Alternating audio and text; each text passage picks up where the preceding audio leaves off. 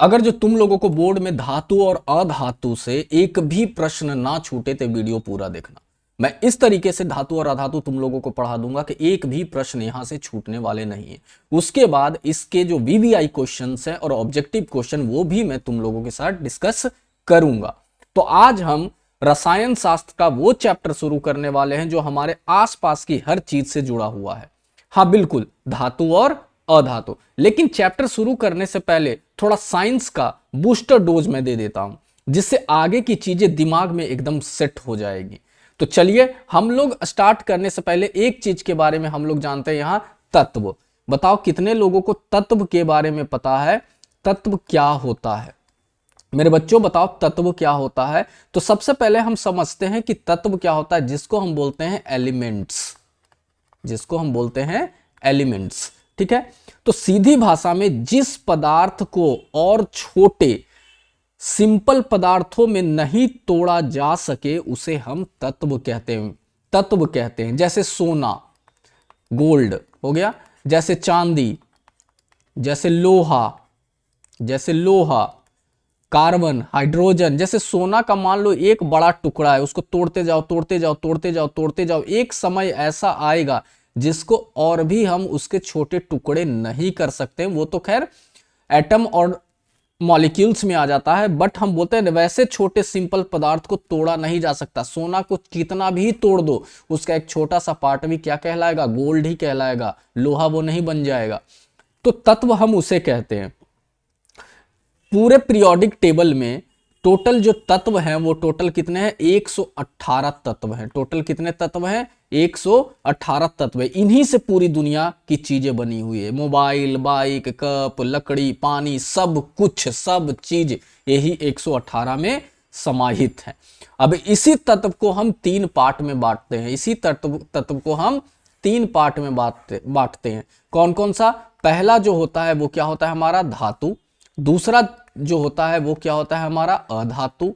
और तीसरा जो हमारा होता है जिसको हम उपधातु कहते हैं, जिसको हम क्या कहते हैं? उपधातु कहते हैं, ठीक है। इसका तो आज हम सिर्फ क्लास में दो पर फोकस करेंगे। किसके बारे में सिर्फ पढ़ेंगे? धातु और अधातु के बारे में पढ़ेंगे, उपधातु के बारे में नहीं पढ़ेंगे, क्योंकि यही क्लास 10th में आता है, ये नहीं आता है, ठीक है। तो धातु और अधातु क्यों पढ़ना जरूरी है? तो धातु और अधातु का उपयोग हर जगह है। धातु से क्या क्या कार के पार्ट बनते हैं, औजार बनते हैं, सोने चांदी के गहने बनते हैं, बिजली की तारें बनती है, सब किससे बनती है? धातु से बनती है। अधातु से क्या बनते हैं? गैस, जैसे कहने का मतलब ऑक्सीजन, नाइट्रोजन, ये सब क्या है? अधातु। एलपीजी जो तुम गैस सिलेंडर अपने घर में यूज करते हो, सब के सब क्या है? अधातु। पेंसिल की लीड, जो पेंसिल लिखते हो जिसको कट पेंसिल बोलते हो, उसकी जो लीड होती है वो भी क्या है? हमारा अधातु है। पौधे से मिलने वाला ऑक्सीजन वो भी हमारा क्या है? अधातु है। तो और हमारे शरीर में 96% हिस्सा भी अधातुओं से बना हुआ है। याद रखना, कितना परसेंट?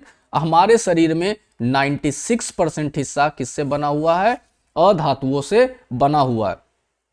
तो एक लाइन में फर्क बच्चों को, सबसे पहले धातु वे तत्व होते हैं जो चमकते हैं, खींच सकते हैं, पिट सकते हैं, बिजली या उष्मा अच्छे चालक होते हैं। तो सबसे पहले चलिए हम लोग स्टार्ट करते हैं धातु। सबसे पहले यहां क्लियर हो गया कि तत्व क्या है?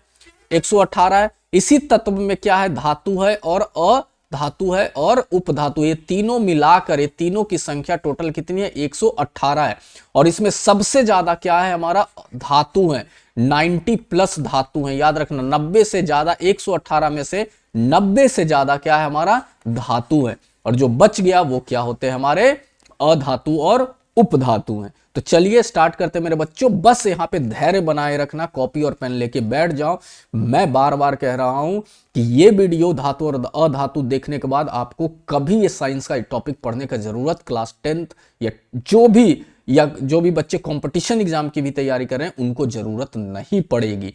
मैं इसके बाद बहुत अच्छे से ऑब्जेक्टिव क्वेश्चन का भी तैयारी आप लोगों को करवा दूंगा, या फिर सब्जेक्टिव का भी जो वीवीआई क्वेश्चन वो भी करवा दूंगा। लेकिन सबसे पहले एक बेसिक चीज समझ आओ। सिर्फ क्वेश्चन रटने से नंबर अच्छे नहीं आएंगे। बार बार मैं कह रहा हूं, चीजों को जब समझ जाओगे तो अपने आप भी लिख दोगे। तो चलो स्टार्ट करते हैं हम लोग। तो सबसे पहले हम धातु यानी कि मेटल्स क्या होती है। तो मैंने क्या बोला, जो तत्व चमकदार हो, बिजली और गर्मी को अच्छे से क्या करे, चलाए, पीट कर हथौड़ा से मारो तो वो चिपट जाए, उसको खींच दो तो तार बन जाए, उसे हम लोग क्या कहते हैं, धातु कहते हैं। जैसे तांबा, तांबा क्या है हमारा, एक धातु है। एल्युमिनियम क्या है हमारा, एक धातु है। लोहा क्या है हमारा, एक धातु है।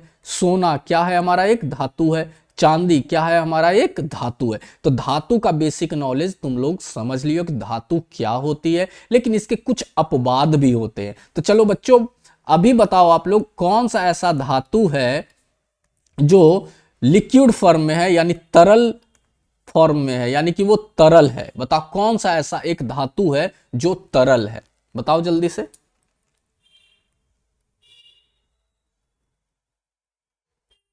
बताओ, कमेंट करो। सीधी सी बात, पारा, जिसको हम कहते हैं मरकरी, जिसको हम इंग्लिश में कहते हैं मरकरी, ठीक है। और इसका जो सिंबल होता है, जो चिन्ह होता है, वो क्या होता है, Hg, ठीक है। यानी कि एक ऐसा धातु है जो तरल है, आता है ऑब्जेक्टिव में, याद रखना क्या यार, पारा, और जिसको हम क्या कहते हैं, मरकरी कहते हैं। तो धातु क्लियर हो गया। धातु किसे कहते हैं, धातु क्या होता है कि मान लो एक सोना है छोटा सा, और उसको तीर खींच के हम लोग एक लंबा तार बना सकते हैं, तो वो क्या हो गया, हमारा धातु हो गया, ठीक है। तो ये सारी चीजें धातु के बारे में हो गई। अब आगे हम बढ़ते हैं कि धातुओं के गुण क्या क्या होते हैं, जल्दी जल्दी देख लेते हैं। धातु क्या होते हैं, चमकदार होते हैं, बिजली की अच्छी चालक होते हैं। जितने भी तारे, वायर तुम लोग देखते हो जो बिजली की आती है, वो क्या होती है, धातु होती है।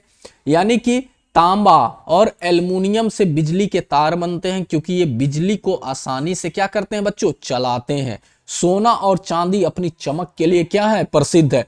तो सोना एक धातु है, चांदी एक धातु है, तांबा एक धातु है, एल्युमिनियम भी क्या है, एक धातु है। एक गर्मी की अच्छी चालक होते हैं। चालक का मतलब एक गर्मी को अच्छे से चलाते हैं।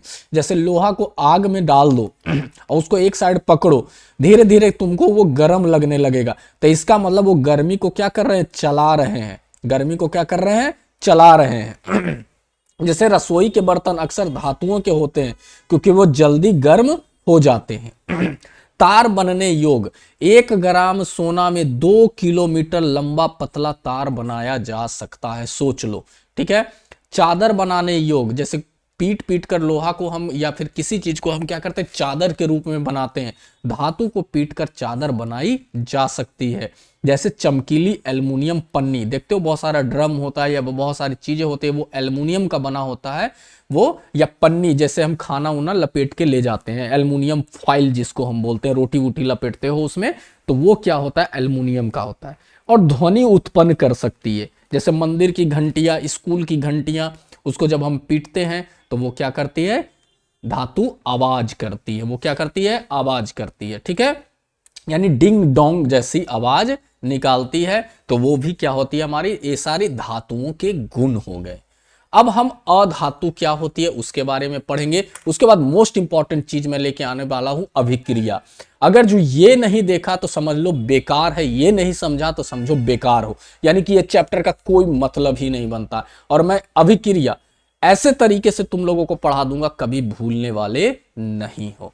तो चलो सबसे पहले हम देख लेते हैं अधातु क्या होती है।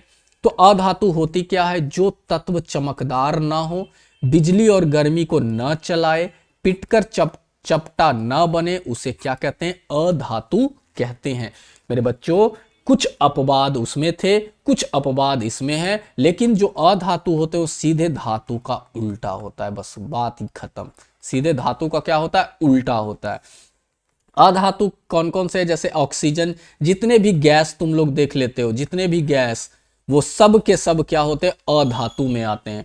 याद रखना जो धातु होते हैं वो मेनली तौर पर क्या होता है, सॉलिड, यानी कि वो क्या होते हैं, कठोर होते हैं। वो क्या होते हैं, कठोर होते हैं। कुछ अपवाद हैं नो डाउट, वो बाद में हम लोग बात करेंगे।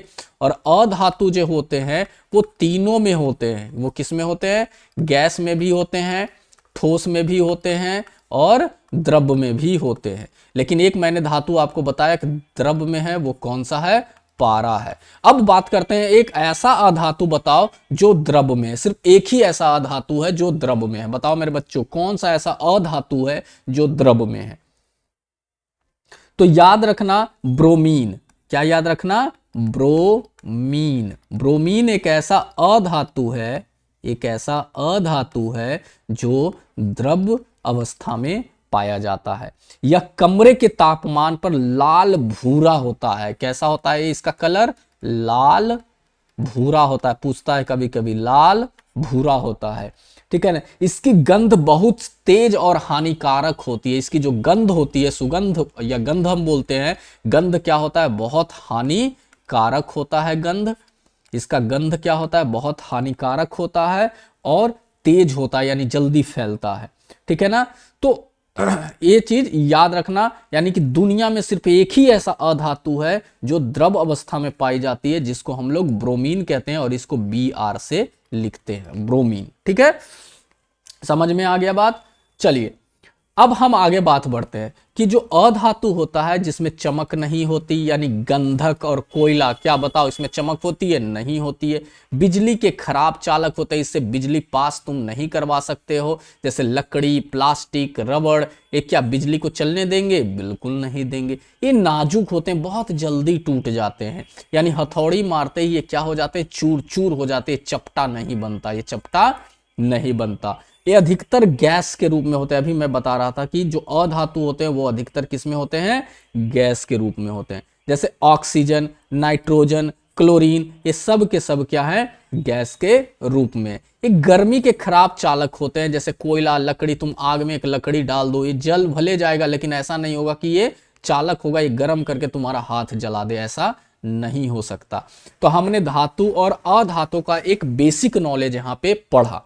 अब मेन ट्विस्ट आने वाला है चैप्टर में। सबसे पहले हम यहीं पे अंतर देख लेते हैं कि अगर जो अंतर आ जाए लिखने के लिए कि धातु और अधातु में अंतर लिखो एग्जाम में, तो सीधे लिखोगे धातु में चमक होती है, अधातु में चमक नहीं होती। धातु बिजली का चालकता होता है, अधातु बिजली का चालकता नहीं होता है। धातु तार बनाने योग्य होती है, अधातु तार बनाने योग्य नहीं होती है। चादर बनाने योग्य होती है, चादर बनाने योग्य। समान अवस्था में ज्यादा धातु किसमें है? ठोस में है, अभी मैंने बताया। और जो अधातु है वो गैस और ठोस दोनों में है। द्रव्य की बात करें तो इसमें भी एक द्रव्य है और इसमें भी एक द्रव्य के रूप में पाया जाता है। इसमें जो द्रव्य के रूप में धातु में पाया जाता है, याद रखना, फिर से याद कर लो, पारा। और इसमें एक द्रव्य के रूप में पाया जाता है, वो क्या है? ब्रोमीन, ठीक है। समझ में आ गया बच्चों? अब मेन टॉपिक पे हम लोग बढ़ रहे हैं, धातुओं की अभिक्रियाएं। क्या पढ़ रहे हैं? धातुओं की अभिक्रियाएं। यही समझने वाला पार्ट है, ये अच्छे से समझना धातुओं की अभिक्रियाएं कैसे होती है। तो देखो ध्यान से, यहां पे एक मैंने लिखा है कि धातु को ऑक्सीजन के साथ अगर जो मिलाते हैं तो क्या बनता है? धातु का ऑक्साइड बनता है। लेकिन ये कैसे बनता है, क्या है, ये देखना, यहां पे समझ जाओगे। मैंने अभी बताया ये जो बनता है धातु ऑक्साइड, इसको हम लोग हिंदी में कह सकते हैं, इसको धात्विक ऑक्साइड बोलते हैं। इसको क्या बोलते हैं? धात्विक ऑक्साइड बोलते हैं, धात्विक ऑक्साइड बोलते हैं इसको, ठीक है। इसको धात्विक ऑक्साइड बोला जाता है, इंग्लिश में इसको मेटल ऑक्साइड कहते हैं। जो प्रकृति में क्षारीय होते हैं, और ये जो बनता है वो क्या होता है? याद रखना बच्चों, क्षारीय होता है। क्या होता है? क्षारीय होता है, जिसको हम लोग बेसिक कहते हैं। यानी ये जो बनता है धातु ऑक्साइड, ये हमेशा क्षारीय होता है, ठीक है, याद कर लो। उसके बाद जब हम बात कराते हैं कि ये लाल लिटमस को नीला कर देता है, याद रखना, धातु को जब हम ऑक्सीजन से अभिक्रिया कराते हैं तो ये जो होता है लाल लिटमस, यानी कि जो क्षारीय, ये जो क्षारीय होता है, याद रखना, ये लाल लिटमस पे जब हम क्षारीय को डालेंगे, यानी धातु ऑक्साइड को डालोगे, तो लाल से क्या बन जाएगा? नीला बन जाएगा। याद रखना इस चीज को, बार बार पूछता है, किसमें? लिटमस पेपर पे। लिटमस पेपर पे जब हम क्षारीय को डालेंगे या धातु ऑक्साइड जो बना उसको डालेंगे, तो लाल से क्या बन जाएगा? वो नीला बन जाएगा। याद रखना, यह एक ऑक्सीकरण अभिक्रिया है जिसमें धातु इलेक्ट्रॉन को खो देती है। धातु इलेक्ट्रॉन को क्या करती है? खो देती है, और अभिक्रिया की दर धातु की क्रियाशीलता पर निर्भर करती है कि ये धातु कितना क्रियाशील है। सब धातु उतना क्रियाशील नहीं होता है, जैसे सब इंसान अलग अलग नेचर के होते हैं, कुछ जल्दी कोई चीज सीख जाते हैं, कोई लेट सीखते हैं, कोई बिल्कुल नहीं सीखता है। तो उसी तरीके का धातु भी होता है, कोई जल्दी ऑक्सीजन के साथ क्रिया कर लेता है, कोई बहुत धीरे धीरे क्रिया करता है, और कोई बिल्कुल क्रिया ही नहीं करता है। वही सब हम देखेंगे, वही एग्जाम में पूछता है। ठीक है, तो चलिए स्टार्ट करते हैं इसकी। तो अभिक्रिया की प्रकार की जब हम बात करते हैं तो अभिक्रिया के कितने प्रकार होते हैं। तो यह एक ऑक्सीकरण अभिक्रिया, जब ये पूछे कि धातु को ऑक्सीजन के साथ मिला देते हैं और क्या बनता है हमारा, धातु ऑक्साइड बनता है, तो कौन सी अभिक्रिया है, तो याद रखना ये ऑक्सीकरण अभिक्रिया है, ऑक्सीकरण। सबसे पहले बताओ ये ऑक्सीकरण अभिक्रिया होता क्या है, पूछता है कभी कभी, बताओ जल्दी से, ऑक्सीकरण अभिक्रिया क्या होता है। ऑक्सीकरण अभिक्रिया, ऑक्सीकरण अभिक्रिया होता क्या है। याद रखना, जो धातु ऑक्सीजन को क्या कर लेती है, जो धातु ऑक्सीजन को प्राप्त कर लेती है, ऑक्सीजन को क्या कर लेती है, प्राप्त कर लेती है, उसी प्रक्रिया को ऑक्सीकरण अभिक्रिया कहते हैं। देखो ऑक्सी से याद रखना ऑक्सीजन, यानी जो धातु ऑक्सीजन को प्राप्त कर लेती है उसको हम लोग ऑक्सीकरण अभिक्रिया कहते हैं। और जो बना हुआ उत्पाद होगा वो हमेशा क्या होगा, क्षारीय होगा। जैसे एग्जाम्पल मैं देता हूं, क्लियर हो जाएगा तुम लोगों को। देखो एग्जाम्पल, जैसे मैग्नीशियम की बात करते हैं, पहला किसकी बात करते हैं, मैग्नीशियम। ध्यान देना ये लोग, मैग्नीशियम। अब देखो जो मैग्नीशियम है, जिसको हम लोग किससे लिखते हैं, Mg से लिखते हैं। मैग्नीशियम के बारे में हम लोग बात कर लेते हैं। सबसे पहले मैग्नीशियम को जब हम ऑक्सीजन से अभिक्रिया करते हैं तो ये सफेद रोशनी के साथ जलकर मैग्नीशियम ऑक्साइड बनाती है। कैसी रोशनी जलती है, सफेद रोशनी के साथ जलकर मैग्नीशियम ऑक्साइड बनाती है। कैसे, मान लो मैग्नीशियम को हमने रखा Mg, मैग्नीशियम को किससे हमने अभिक्रिया करवाया, ऑक्सीजन से अभिक्रिया करवाया, तो ये जो बना वो क्या बना। देखो याद रखो मेरे बच्चों कि जो मैग्नीशियम का होता है, कितना इलेक्ट्रॉन होता है, यानी परमाणु की जब हम बात करते हैं, ठीक है, तो ये +2 होता है, और जो ऑक्सीजन होता है वो क्या होता है हमारा, -2 होता है। क्या होता है हमारा, -2 होता है। और जब ये कट जाता है, क्योंकि +2 और -2 आपस में कट जाता है, तो जो अभिक्रिया बनेगा वो MgO बनता है। ठीक है ना, यानी कि मैग्नीशियम ऑक्साइड बनता है। यहां 2 नहीं लिखेंगे, क्यों 2 नहीं लिखेंगे, देखो मैं बता रहा हूं। इसको हम लोग क्या करते हैं, बैलेंस करते हैं। बैलेंस का मतलब जितना इधर हमारा तत्व है उतना हमें इधर भी लाना पड़ता है। तो इधर देखो मैग्नीशियम 1 है, तो इधर मैग्नीशियम 1 है, इधर देखो तो ऑक्सीजन कितना है, 2। और ये चीज याद रखना, कभी भी यहां नहीं लगता, इसके सबसे आगे लगता है। तो यहां पे देखो तो कितना मैग्नीशियम हो गया, 2 मैग्नीशियम हो गया, और टोटल ऑक्सीजन भी कितना हो गया, 2 हो गया। तो इधर तो 2 ऑक्सीजन है, लेकिन क्या इधर 2 मैग्नीशियम है, तो इसको 2 करने के लिए हमें यहां करना पड़ेगा। तो ये जो बना हमारा वो क्या बना भाई, तो मैग्नीशियम ऑक्साइड बना। क्या बना हमारा, मैग्नीशियम ऑक्साइड बना। और ये कैसा बना, ये हमेशा जो बनेगा वो कैसा बनेगा, क्षारीय बनेगा। कैसा बनेगा, क्षारीय बनेगा। याद रखना इस चीजों को, ठीक है। तो मैग्नीशियम क्या करता है, और जो जला, यानी कि जो अभिक्रिया हुआ जला, कैसा रोशनी यहां पे दिया, तो याद रखना सफेद रोशनी दिया, सफेद रोशनी दिया, ठीक है ना, के साथ जलता है। तो देखो मैंने यहां लिखा है कि मैग्नीशियम को ऑक्सीजन से जब करते हैं तो क्या बनता है हमारा, मैग्नीशियम ऑक्साइड। और राख जो होता है वो कैसा राख होगा, सफेद राख होगा। और ये जो मैग्नीशियम ऑक्साइड बना वो एक क्षारीय यानी बेसिक स्वभाव का होता है, यानी कि क्षारीय बना। ठीक है, आगे बढ़ते हैं। देखो ध्यान से, मैग्नीशियम के बारे में मैंने बता दिया। अब सोडियम की बात करते हैं। दूसरा किसकी बात करेंगे हम लोग, सोडियम की बात करेंगे। देखो थोड़ा सा पढ़ो आराम से, सोडियम की बात करते हैं। सोडियम का जो हमारा सिंबल होता है वो क्या होता है, Na होता है। इसको Na से हम लोग डिनोट करते हैं, यानी सोडियम को। सोडियम हवा में बहुत तेजी से अभिक्रिया करता है, याद रखना, हवा में बहुत तेजी से ये अभिक्रिया करता है। इसलिए सोडियम को हम लोग कैरोसिन तेल में डुबा कर रखते हैं, क्योंकि कैरोसिन तेल में हवा अंदर नहीं आता है, ये सेफ सुरक्षित रहता है। जैसे ही सोडियम को हवा में रखते हैं तो ये हवा से जल्दी से अभिक्रिया करके इसमें आग लग जाती है। ठीक है, तो ये तेजी से अभिक्रिया करता है। तो याद रखो, सोडियम को किससे अभिक्रिया करवाएंगे? ऑक्सीजन। देखो सीख गए अब तुम लोग। तो क्या बन जाएगा? सोडियम ऑक्साइड बन जाएगा। तो सोडियम ऑक्साइड कैसे बनता है? Na2O, इसको सोडियम ऑक्साइड बनता है। अब ये 2 कहां से आया? पूछोगे सर 2 कहां से आया? तो तुम लोग तो पढ़े डिटेल्स में नहीं हो। तो याद रखना, सोडियम का जो पावर होता है, यानी कि जो आयंस होते हैं, वो कितने होते हैं? 1 होते हैं इलेक्ट्रॉन। और इसके कितने होते हैं? ऑक्सीजन के 2। ऑक्सीजन का हमेशा 2। देखो ध्यान, यहां पे भी मैंने रखा, ऑक्सीजन का हमेशा -2 होता है, ये याद रखो।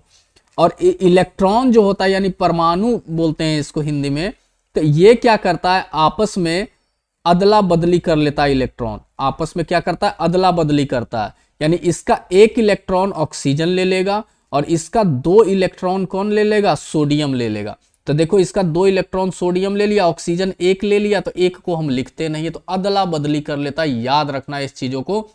जैसे मान लो, एक और एग्जाम्पल मैं दे देता हूं तुम लोगों को। जैसे चलो एक और एग्जाम्पल देता हूं।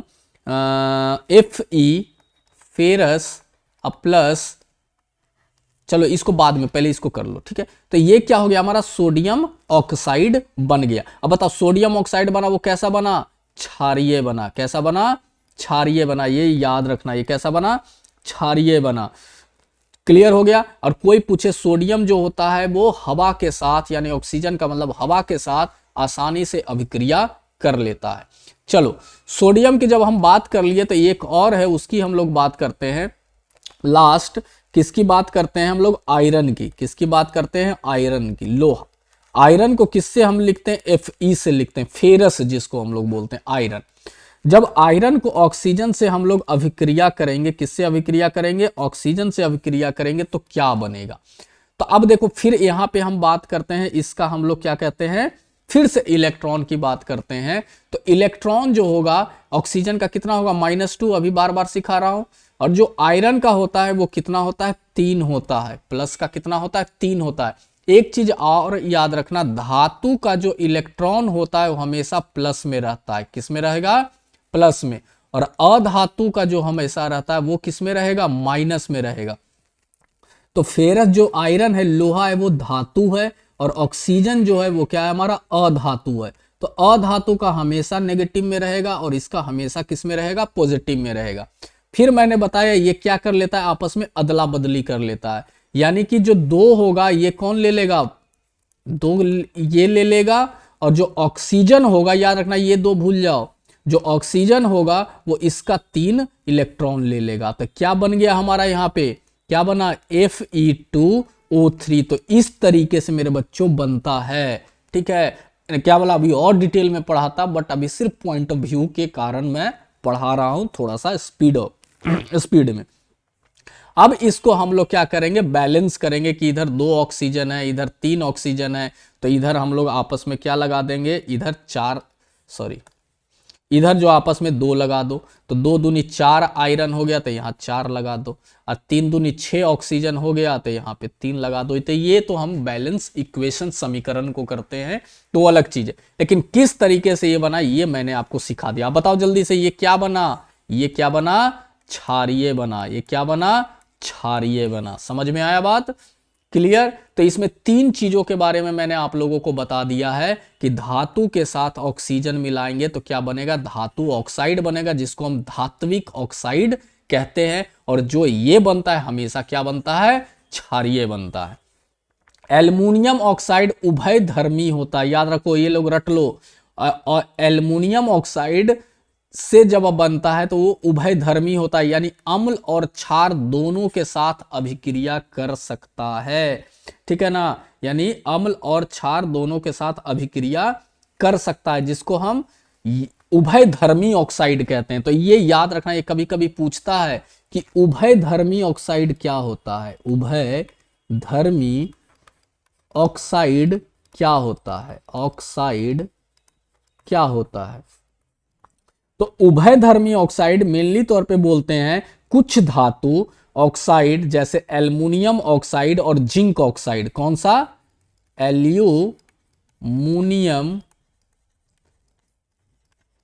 ऑक्साइड और कौन सा? जिंक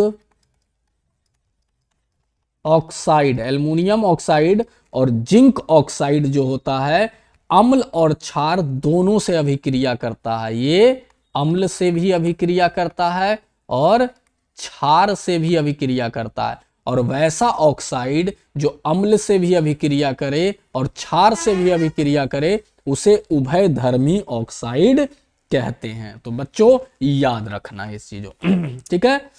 तो क्लियर हो गया हमारा ये। चलिए जब क्लियर हो गया तो अब आगे बढ़ते हैं दूसरा पॉइंट पे, धातु और पानी को लेकर।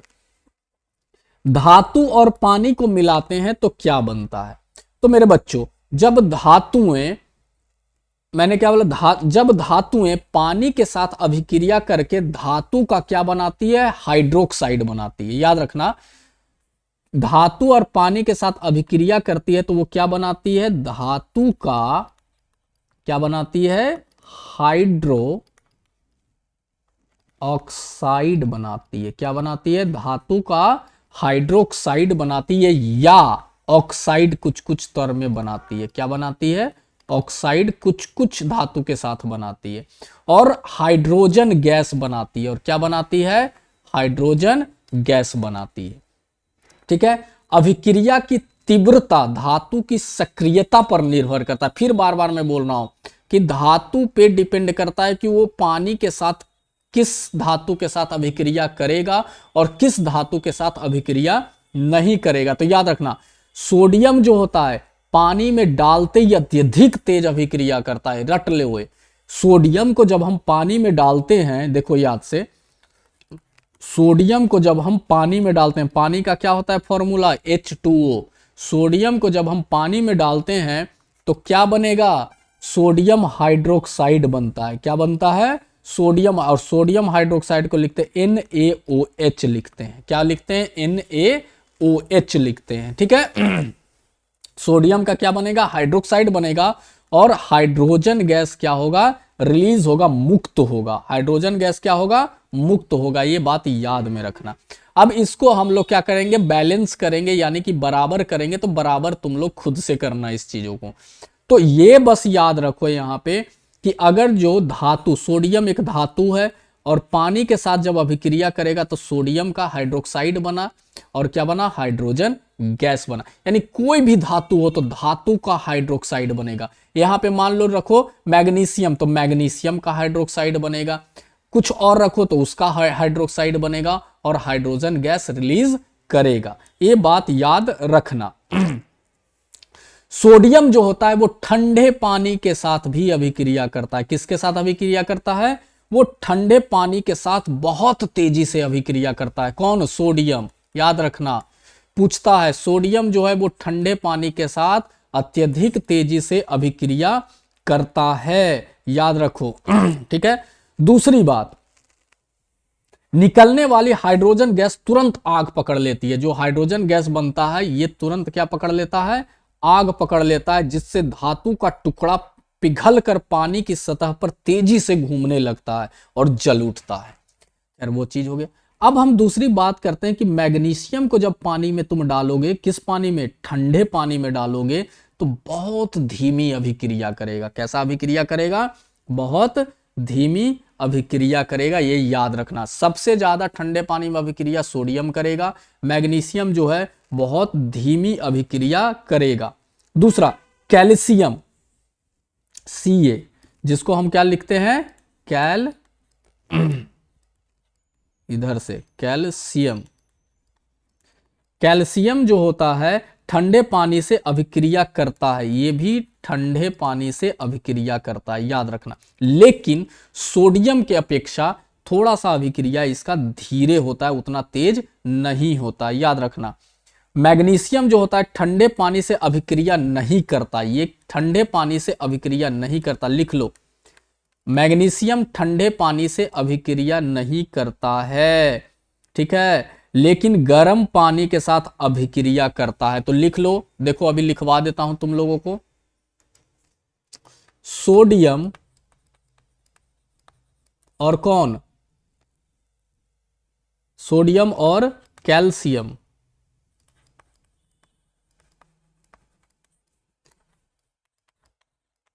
ठंडे पानी से अभिक्रिया करता है, अभिक्रिया करता है। ये हो गया पहला। दूसरा, मैग्नीशियम,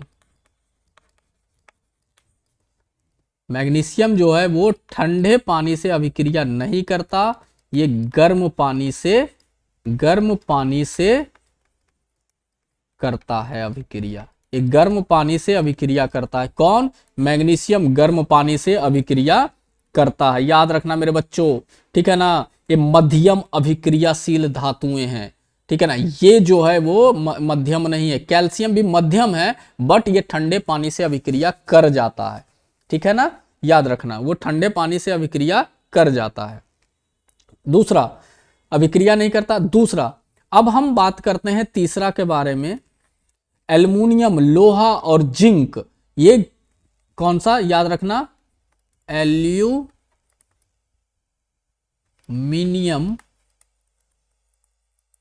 लोहा और जिंक। ये टॉपिक छोड़ दोगे तो कुछ नहीं फिर है। ये ना तो ठंडे पानी से अभिक्रिया करता है और ना तो गर्म पानी से अभिक्रिया करता है। यानी ना तो ठंडे पानी से और गर्म पानी से भी अभिक्रिया नहीं करता है। बच्चे याद रखना, ये केवल भाप के साथ अभिक्रिया करता है। किससे अभिक्रिया करेगा? भाप के साथ अभिक्रिया करेगा। ये जो काट दिया हूं समझो, इससे अभिक्रिया नहीं कर रहा है। एल्युमिनियम, लोहा, जिंक ना तो ठंडे पानी से अभिक्रिया करेगा ना तो गर्म पानी से। ये जब भी अभिक्रिया करेगा तो वो किससे करेगा? भाप के साथ अभिक्रिया करेगा, ठीक है। याद रखना। तीसरा, एक और होता है, बस लास्ट, चौथा। कौन कौन? सीसा, तांबा, चांदी, सोना। सीसा, तांबा, चांदी, सोना, ये किसी के साथ अभिक्रिया नहीं करता, ना तो गर्म पानी के साथ, ना तो ठंडा के साथ और ना तो भाप के साथ। तो ये रट लो, सीसा, तांबा, चांदी, सोना, सीसा, तांबा, चांदी, सोना, ना तो गर्म ना तो ठंडा ना तो भाप। उसके बाद सोडियम, कैल्शियम ठंडे पानी से कर जाता है। मैग्नीशियम ठंडे पानी से नहीं करता लेकिन गर्म पानी से करता है। एल्युमिनियम, लोहा, जिंक ना तो ठंडा से करता है ना तो गर्म से करता है। किससे करता है? सिर्फ भाप के साथ अभिक्रिया करता है। तो ये याद रखना। तो निष्कर्ष ये निकला, धातु और पानी भी अभिक्रिया की गति, निकलने वाली ऊर्जा, ऊष्मा और उत्पाद जो बनता है वो अभिक्रियाशीलता श्रेणी पर निर्भर करता है। वो मैं याद करा दूंगा ट्रिक से, अभी टेंशन मत लो तुम लोग, बस ये थोड़ा सा ध्यान रखो। चलो अब लास्ट आ गए हम लोग, धातु के साथ अम्ल का अगर जो हम अभिक्रिया करवाते हैं तो क्या बनता है। धातु के साथ अम्ल का अभिक्रिया करते हैं तो नमक बनता है, जिसको हम लोग लवण कहते हैं। क्या कहते हैं? लवण। इंग्लिश में इसको सॉल्ट कहा जाता है। इसको क्या कहते हैं? सॉल्ट कहते हैं। और क्या बनता है हमारा? हाइड्रोजन गैस बनता है, ठीक है ना। यह एक विस्थापन अभिक्रिया, विस्थापन का मतलब होता है कि एक ऐसा धातु, मान लो एक धातु है और इस पार भी एक धातु है, ठीक है ना। यानी दोनों पार एक धातु है, नहीं सॉरी, देखो यहां भी एक धातु है और यहां भी एक धातु है, और ये जो बनेगा और इस धातु के साथ कुछ है, तो जो बनेगा ये क्या करेगा, इसके साथ जो चीजें होगी ये चला जाएगा और ये अकेला इसके साथ चला जाएगा। अब कैसे चला जाएगा मैं अभी समझाने वाला हूं। एक विस्थापन अभिक्रिया है जहां धातु अम्ल से हाइड्रोजन को विस्थापित कर देती है। अभिक्रिया का सामान्य सूत्र जो होता है ये इस तरीके का होता है। एग्जाम्पल देखो समझाता हूं, तुम लोगों को समझ में आ जाएगा। देखो कैसे एग्जाम्पल समझाता हूं। मान लो हम एक लेते हैं जिंक, क्या लेते हैं, जिंक, ठीक है। जिंक का अभिक्रिया करवाते हैं, जिंक क्या है, एक धातु है, जिंक क्या है, एक धातु है। जिंक का अभिक्रिया करवाते हैं हाइड्रोक्लोरिक अम्ल के साथ, हाइड्रोक्लोरिक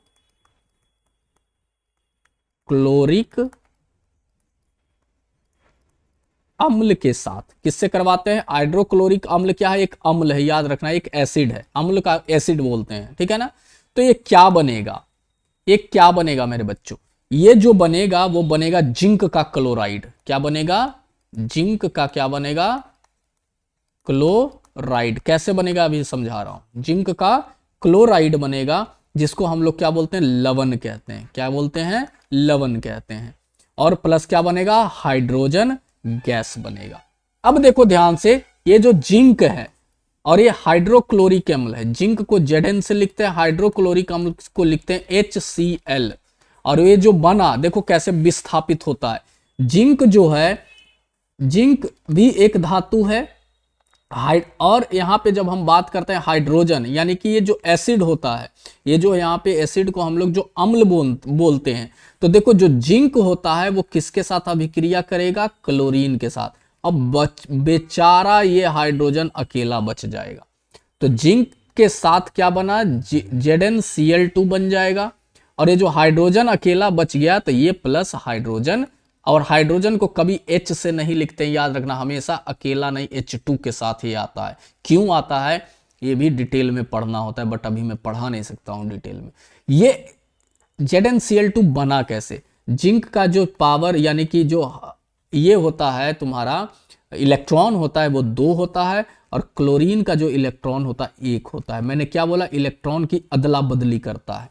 तो जिंक 1 इलेक्ट्रॉन को ले लेगा, और जो एक क्लोराइड है इसका 2 इलेक्ट्रॉन को ले लेता है, और H2 हमेशा आता है। फिर इसको बाद में हम लोग बैलेंस करते हैं, इक्वल करते हैं, ठीक है। तो विस्थापित हो गया, यानी जिंक किसके साथ रिएक्शन कर गया, यानी अभिक्रिया कर गया, क्लोरीन के साथ, और ये बेचारा अकेले बच गया। समझ में आया बात। तो ये जो होता है इसको हम क्या बोलते हैं, जिसको हम बोलते हैं विस्थापन अभिक्रिया, ठीक है ना। जैसे देखो लोहा और तांबा सल्फेट, तो ये लोहा सल्फेट बच गया और ये बेचारा तांबा अलग हो। क्यों, क्योंकि लोहा जो है वो ज्यादा अभिक्रियाशील है तांबा से, और जो ज्यादा अभिक्रियाशील होता है इसका जगह ये ले लेता है। मान लो ये है ए, ठीक है, और ए के साथ मान लो ये है बी और सी, और जो बना वो क्या बनेगा, बेचारा मान लो ए एक कोई लड़का है, और बी एक क्या है, कोई लड़का है, और सी एक लड़की है, यानी कि बी की जो गर्लफ्रेंड है वो सी है, और ये एक कोई लड़का है। ये लड़की को ये बी जो है वो पसंद नहीं आया, ये किसके साथ भाग गई, ए के साथ भाग गई। क्यों भाग गई, क्योंकि जो ये है वो ज्यादा कमा रहा है, ज्यादा हैंडसम है, ज्यादा इसको पसंद आ गया, यानी कि ए अभिक्रिया तेजी से कर रहा है, ये एक्टिव है। तो ए और सी आपस में मिल गए, और जो बी है यानी कि जो कमजोर है, जिसके पास कुछ नहीं है, वो अकेला यहां पे बच जाएगा, ठीक है। तो यही चीज यहां पे हो रही है कि लोहा ज्यादा अभिक्रियाशील है किससे, तांबा से। लोहा ज्यादा अभिक्रियाशील है किससे, तांबा से। तो लोहा के साथ ये बना लेगा और तांबा बच जाएगा। इसी को हम बोलते हैं, क्या बोलते हैं हम लोग, विस्थापन अभिक्रिया, डिस्प्लेसमेंट रिएक्शन बोलते हैं इंग्लिश में इसको। और इसका जो घोल का रंग होगा, यानी कि लोहा सल्फेट जो बनेगा वो हरा रंग का बनेगा। ये पूछता है कभी कभी, विस्थापन प्रक्रिया में, अभिक्रिया में लोहा को तांबा सल्फेट से जब हम अभिक्रिया करवाते हैं तो उसका जो प्रोडक्ट बनता है, यानी कि जो ये बना लोहा सल्फेट बना, वो किस रंग का बनता है, तो वो हरा रंग का बनता है। एक कक्षा 10 की सबसे प्रिय उदाहरणों में से एक है, और ये सबसे ज्यादा बार पूछा जाता है एग्जामिनेशन में। चलिए, अब खत्म हो गया ये चैप्टर, लगभग समाप्ति की ओर बढ़ गया है। अब देखिए रिएक्टिविटी सीरीज याद रखिए, यानी कि कर्म श्रेणी याद रखिए, अभिक्रियाशीलता अभी मैंने बताया। देखिए यहाँ पे 2 चीज आया है, लोहा और तांबा। देखिए ध्यान से, लोहा कहाँ है, ये है, ठीक है, और तांबा यानी कि ये है, ठीक है। तो जो ज्यादा अभिक्रियाशील होता है वो इस तरीके से, अब देखो इसको याद करने का तरीका आप लोग रखिए। कंचन ने कमला माँ को जरा फरमाइश से पका हरा चना आजुबाला। अब कैसे मजेदार ट्रिक है मैं बताता हूं, देखो यहां छोड़ो, यहां पे आ जाओ याद करने का। ये तुम्हारा एक्टिविटी सीरीज है, कहने का मतलब याद रखने का सक्रियता श्रेणी है। सबसे ज्यादा जो अभिक्रिया है वो कौन है, पोटेशियम है, फिर सोडियम है, फिर कैल्शियम है, सबसे कम कौन है, गोल्ड है, सोना है।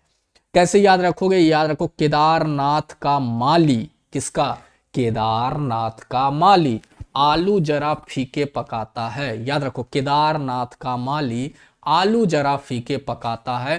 कौन होगा आगे आओ, मतलब कौन होगा जो आगे आओ जो तेजी से पकाए। तो केदारनाथ, के से के का याद रखना, पोटेशियम, नाथ एन ए ना, सोडियम होता है का, सी ए का, कैल्शियम होता है, माली माली यानी Mg होता है, आलू आलू, अल्मुनियम, जरा जिंक, फीके फी आयरन, फेरस, इसको फेरस बोलते हैं इंग्लिश में, क्या बोलते हैं, फेरस, ठीक है ना। पकाता, प से पकाता, पीबी पकाता है हाइड्रोजन, कौन, सी यू से कौन, सी यू कौन है ना, सी यू एन कौन, ऐसे के ओ एन कौन होता है बट सी यू एन कौन याद रखो। होगा यानी एच जी मरकरी, आगे आओ ए जी यानी सिल्वर, आओ यानी गोल्ड सोना। तो इस तरीके से याद रख सकते हो सक्रियता श्रेणी। अब हम आगे थोड़ा सा और बच गया, ये बहुत मिश्र धातु पूछता है कि पीतल कैसे बनता है। तो तांबा और जस्ता को मिलाएंगे तो क्या बनेगा हमारा, पीतल बनेगा, यानी बर्तन बनेगा, बर्तन के उपयोग में आता है वो पीतल बनेगा। तांबा और टीन को जब मिलाते हैं तो कांसा बनता है। लोहा और कार्बन को मिलाते हैं तो इस्पात यानी स्टील बनता है। लोहा, निकल और क्रोम को क्रोमियम जिसको बोलते हैं, क्रोम का मतलब होता है क्रोमियम, इसको मिलाते हैं तो जंग रोधी इस्पात बनता है जिसमें जंग नहीं लगता है। जैसे नल उल के लिए जो टैप होता है, यानी कि जो नल होता है देखते हो बहुत सारा शाइनी होता है, चमकता है, वो सब इसी से बनता है। और रसोई बर्तन भी इसी से बनाए जाते हैं। लोहा और कार्बन को इसलिए मिलाया जाता है, निर्माण संबंधी में काम आता है, घर वर बनाने में, मूर्तियां बनाने में यूज होता है। तांबा और टीन का जो कांसा होता है, कांसे की मूर्तियां जिसको हम बोलते हैं। तो ये आप लोग याद रखना। जंग लगना यानी लोहा और ऑक्सीजन जब मिलता है और पानी मिलता है तो जो जंग लगता है कैसा होता है, भूरा पपड़ी की तरह जंग लगता है। जब बाहर कोई एक लोहा पड़ा हो तो उससे हवा भी टकराता है, उस पर पानी भी पड़ता है, ठीक है ना। तो जब ये सारी धीरे धीरे जंग लगने का कारण क्या होता है, पानी होता है और ऑक्सीजन का मतलब हवा होता है, यही जंग कहलाता है। जंग रोकने का तरीका याद कर लो, आता है पेंट करना, तेल या चिकनाई लगाना, गैल्वेनाइजेशन जिसे जस्ता की परत को चढ़ाना, और मिश्र धातु बनाना जैसे जंग रोधी इस्पात बनाना। अधातुओं का उपयोग कहां कहां है, ऑक्सीजन का उपयोग कहां है, श्वसन के लिए जो हम सांस लेते हैं, नाइट्रोजन, उर्वरक बनाते हैं, खाद जो खेतों में खाद बनाते हैं उसका यूज किया जाता है। क्लोरीन का यूज पानी को शुद्ध करने, जहां पानी गंदा होता है क्लोरीन पाउडर छिड़क दो, वाइट होता है तो वो सही हो जाता है। कार्बन का यूज ईंधन पेंसिल बनाने में किया जाता है, जैसे आयोडीन जो होता है एंटीसेप्टिक क्रीम बनाने में यूज किया जाता है, नमक बनाने में यूज किया जाता है आयोडीन का। ये मैंने बता दिया। तो ये आपका पूरा डिटेल में मैंने धातु और अधातु चैप्टर आज खत्म कर दिया। वीडियो और लंबा होगा, इसलिए मैं सेकंड पार्ट में मैं कल के कल BVI क्वेश्चन सब्जेक्टिव और ऑब्जेक्टिव लेकर आने वाला हूं। कल आप लोग रेडी रहना, ये चैप्टर आज पढ़ लो, कल मैं ऑब्जेक्टिव क्वेश्चन आप लोगों को करवा दूंगा जिससे आप लोगों का एक चैप्टर खत्म। उसके बाद मैं चैप्टर 4 लेकर आऊंगा, और भी विज्ञान के जो भी इंपॉर्टेंट चैप्टर है मैं सब आप लोगों को आपके सामने लेके आया। तब तक के लिए आप ये चैनल को जरूर, पहले आपने वीडियो देखा, चैनल को जरूर सब्सक्राइब करें और अपने दोस्तों के साथ जरूर शेयर करें। फिर मिलते हैं अपने नेक्स्ट पार्ट में, नेक्स्ट वीडियो में। तब तक के लिए आप हंसते रहें, मुस्कुराते रहें और मस्त रहें। जय हिंद, जय भारत।